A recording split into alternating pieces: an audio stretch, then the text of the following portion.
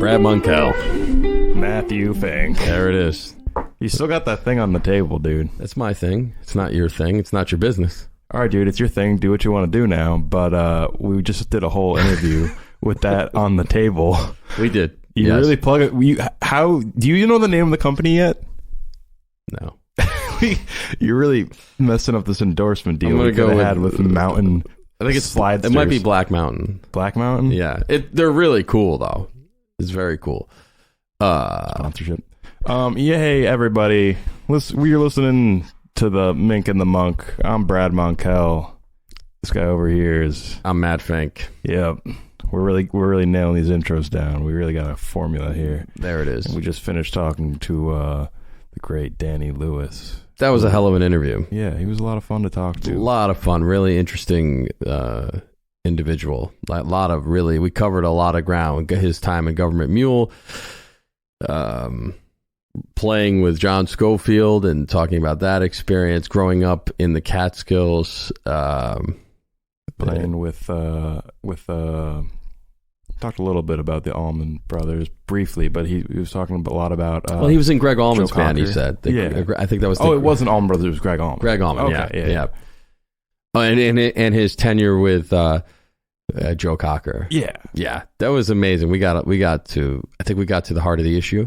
Yeah, there's a lot of good stuff there. That's our next episode coming out after this one. But that was a long interview, man. I'm fried. I'm a little bit fried too. I didn't realize it until we stopped, and I was like, oh, I feel like I've had too much coffee, which is definitely the case today. I think I stopped counting. I was worse yesterday. After we recorded it yesterday, I was like, jittering a bit. You reached that point. Yeah. But yeah, we got Danny in the can. That'll be out to you subscribers in about a week, probably a week and a half, maybe. Week and a half. Yeah, and then we got we got Scott Petito on deck. Yeah, that's right. Be the next interview. Scott coming up, and then once again, minkandthemonk@gmail.com if you have any questions for our future guests. I don't think we had any for Danny. I checked the email yesterday, but not today. We probably didn't. We covered a lot, though. Oh yeah, no, we're fine. We have the questions. You guys could pull your weight around here. Yeah, something.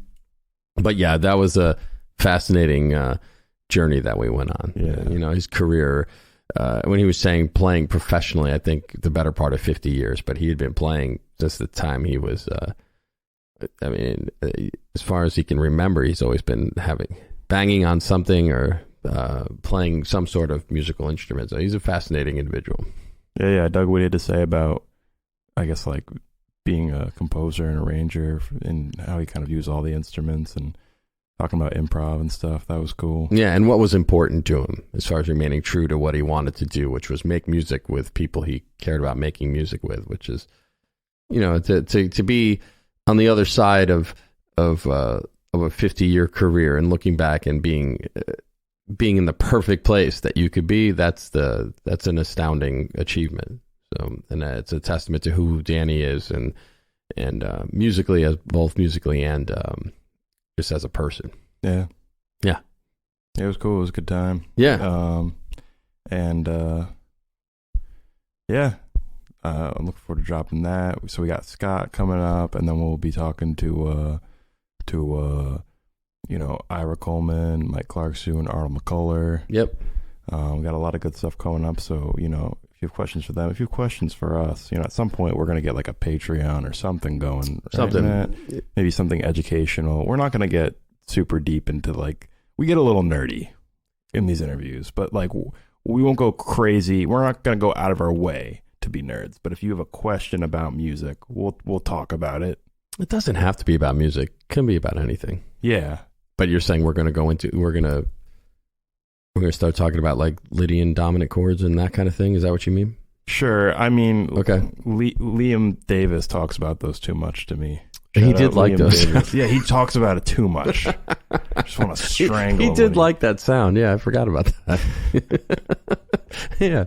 What else? Is that enough? You probably have a question about it. Tell Liam to write us. Yeah. Don't call us. I mean, that's probably enough. I know we're both fried. Hey, dude, how come I haven't met your wife yet? Does she have a problem with gingers, man? Yes. Next question. If anybody else has a question, not Ginger's as much as she. I'm just guessing she doesn't like you.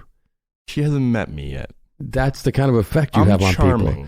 It's a preemptive hatred. When you like get in the neighborhood, people start to be like, I feel hateful. I do feel watched here on your street. Yeah. There's absolutely. It's got a vibe. But listen, dude, I'm charming. Okay?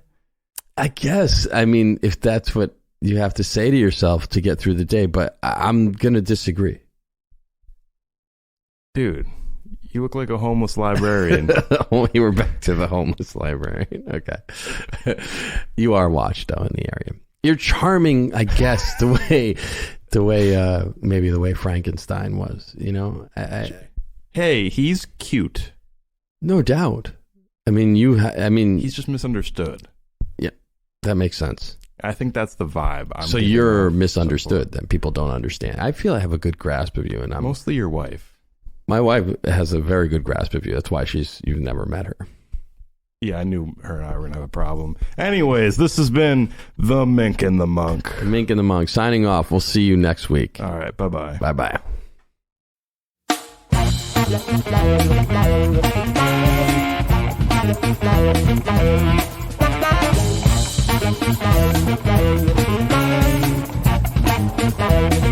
Bye.